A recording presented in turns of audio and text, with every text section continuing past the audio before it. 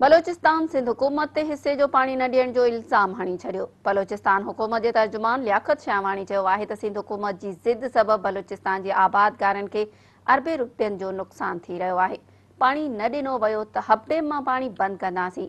कोयटा में press conference कंदे बलूचिस्तान हुकूमत जे तर्जुमान लियाकत शाहवाणी चयो त सिंध हुकूमत बलूचिस्तान जी ज़मीन बंजर बणाइण जे पोयां पइजी वई आहे। इर्सा जो पाणी सिंध ज़रिए बलूचिस्तान खे मिलंदो आहे।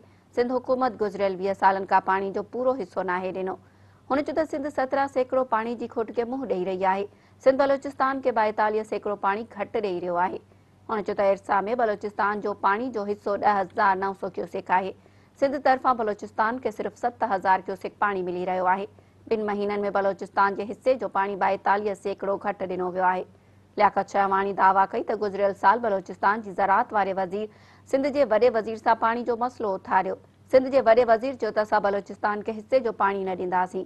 हुन चयो त पाणी जी खोट सबबि बलूचिस्तान जे आबादगारनि खे $5 बिलियन जो नुक़सान थी रहियो आहे। सिंध हुकूमत जी ज़िद सबबि बलूचिस्तान जो 75 खां 77 अरब जो नुक़सान थियो आहे।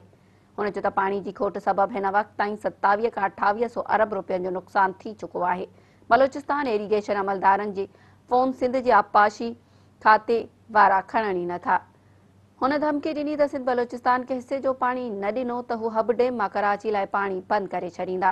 हुन चयो त वज़ीर आज़म नाराज़ बलूचनि सां ॻाल्हियूं करणु चाहे थो। अॼु फवाद चौधरी जो बयानु आयो त असां उन सिलसिले में एजेंडा तइ कंदासीं। वज़ीर आज़म जे इन मुस्बत अमल जी बलूचिस्तान हुकूमत आजियां करे थी।